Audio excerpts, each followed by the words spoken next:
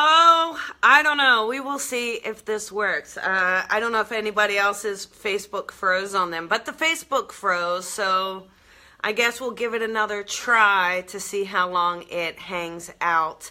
So hopefully everybody come back, come back.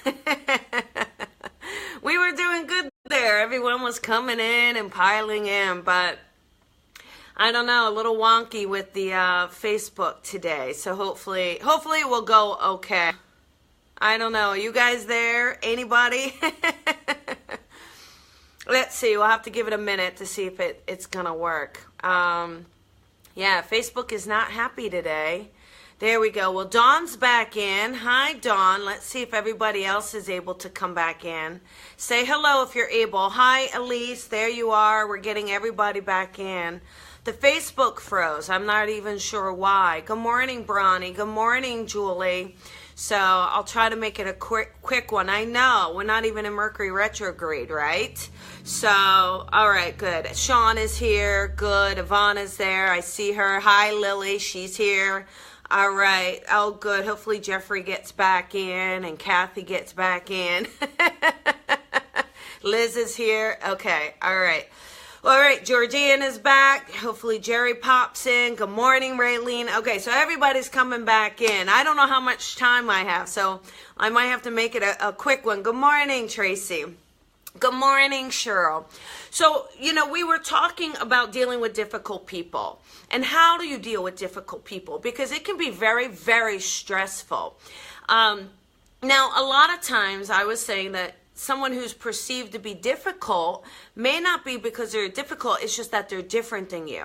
So if they're an extrovert, right, they're real pushy, aggressive kind of a personality, and you just tend to be a little more laid back and passive, it's automatically going to feel like a difficult relationship. It's going to feel difficult to communicate because how you communicate, how you send and receive information varies. And so it could just be shocking. It's very difficult. So a couple things to try with this is I think if people were to just stop and listen more, and rather than try to get their point across so much, everybody is so worried about being right that they'll push their point to say, no, it needs to be this way.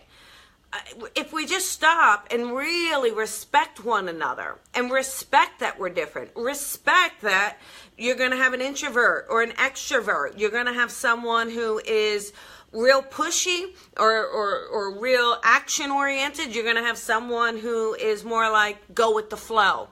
It's very natural. And when we can celebrate one another, celebrate what makes us different, and honor that we each have valuable input, that will really, really help in dealing with difficult people. Like, it's impossible not to. I mean, like, if you're at work and you're dealing with the person who doesn't stop complaining all day long, all they do is complain, and everybody needs to know about it, and everybody needs to know how unhappy they are, and it's difficult. It can be stressful. Put up your boundaries, put up your blocks for yourself. Don't take that on as your energy. But take a look and say, well, wait a second. Maybe this person, is too afraid to go for something different. Maybe they're just really unhappy in their life, and yet fear is holding them. So having that compassion and that empathy might allow it to be a little easier for you to then deal with them. And, it's trying to understand. I think whenever I work with people, I really do give it an effort to try to see where they're coming from. Where would they be thinking? Where's their mindset? So that even though it's not the way I would think or the way I would do it, I can at least connect to them on some level so that it doesn't feel so strained. Because again, that ego steps in and it becomes this tug of war with someone as to who is right. And I think when we just let go of who is right and come together as a melting pot, come together as let's do this together, let's sort it out, Let's celebrate that we're different. Celebrate that we're going to think about things differently. We're going to express ourselves differently. Makes it so much easier. And, dealing with parents, I gotta tell you, there you go. The thing is with, like parents in a lot of ways, I see so many clients and friends, they have trouble dealing with their parents.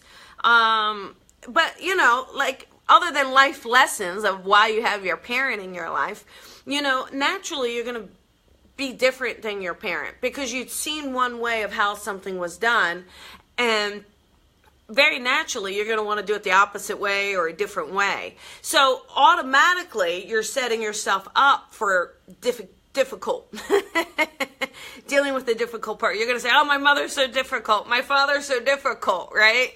But when we can celebrate and say, okay, well, I know that they had this upbringing, or they look at something that way, or they feel this way, we really can make that connection.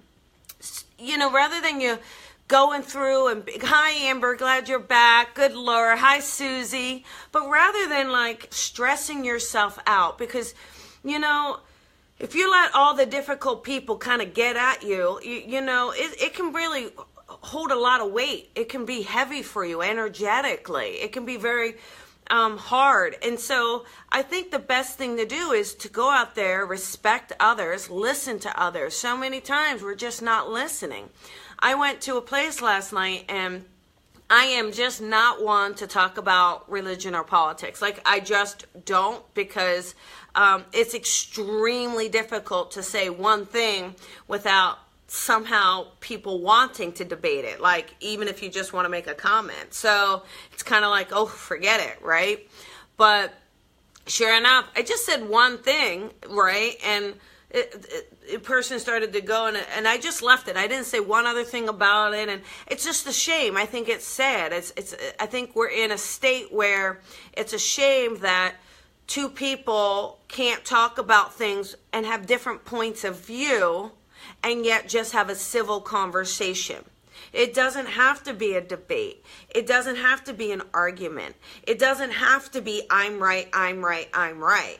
What about just having an ear of compassion, an ear of empathy?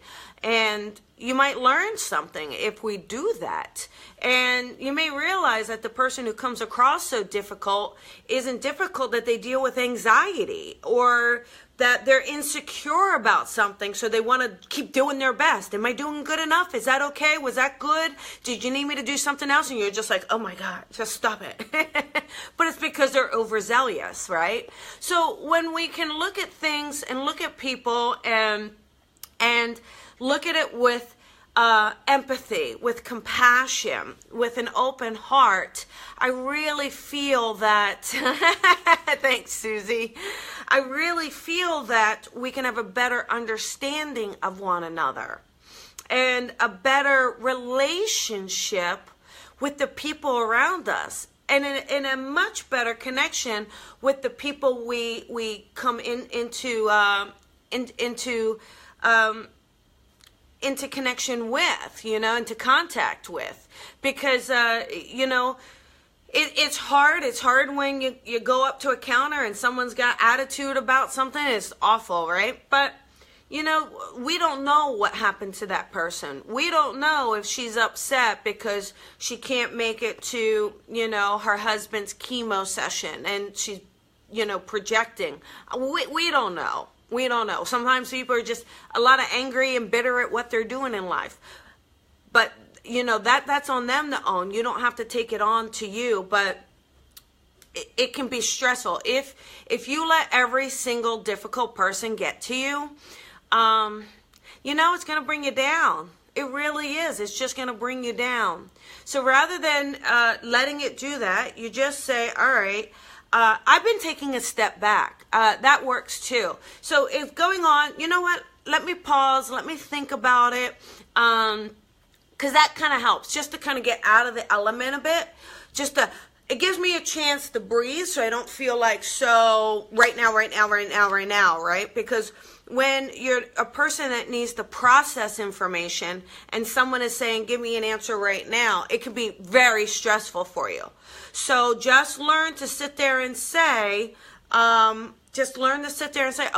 I just need a second. Let me just kind of pause and think, and I'll let you know. And things like that really help. It's honoring your boundaries, honoring the way you process without judging or getting in the way of how someone else processes information. And through the day-to-day, if we could find more patience, I think that would make a massive difference. The older we get, I believe that we become so set in our ways and so set in our belief systems. I mean, hey, it took you a long time to get here. It took you a long time to feel good about yourself, or to know what you want, or to know what you like, right? And so what happens is you want to celebrate that. Like, oh no, I know what I want. Get out of my way. And when we can just say, not everybody might be there, or maybe we can still be flexible. Finding ways to be flexible is such an amazing element in coming together. It will really, really, really help you when working with someone else. So it's just allowing flexibility. Another thing too that I find really works is listening to the other person. Let them talk. Let them share with you why they're thinking of a certain thing, or want something a certain way, or why it's important to them, or why they're troubled. You don't have to fix it for them. Don't get in that trap. I mean, that's a trap, so don't do it. But just listening to them can help you say, all right, I know that this is the toolbox I'm going to have to dig in order to handle and deal with this person. So, yeah, you're fixing people, Susie. I will tell you, Susie, you tend to adopt their moods and reach out. I'll tell you, that will be a life sucker out of you, that's for sure, because depending on what kind of mood they're in. So, we're always going to have difficult people. And it's hard. It is hard when we do. But look at yourself. There's always, at some point in your life, you've been difficult to handle as well. You just got to own that. Own that for what it is. From someone else's point of view, there's been some circumstance or instance in your life where you've been difficult. And just think back to what reason or what was going on in your life at that time. What were you dealing with? Did you not feel like you were being heard? Did you not feel validated? Were you angry about something? Were you grieving about something?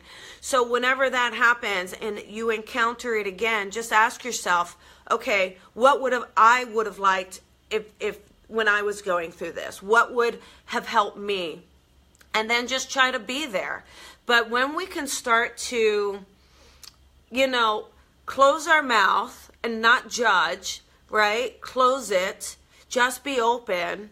Just listen to someone. You'd be surprised at how much that can just kind of take away the roller coaster that we put ourselves on. And embrace people for who they are. Because, I think the biggest thing is find that thing that you love in them. Right? No matter what there are, everybody's got quirks and habits and weird stuff. But moreover, if you look deep, you can always see that there's something really good about them. They've got a good heart, or they help little animals, or they give back to the community, or they've taught you didn't want to behave a certain way. Whatever it is, we are all here to be teachers and students of one another. And we're truly all here to come together.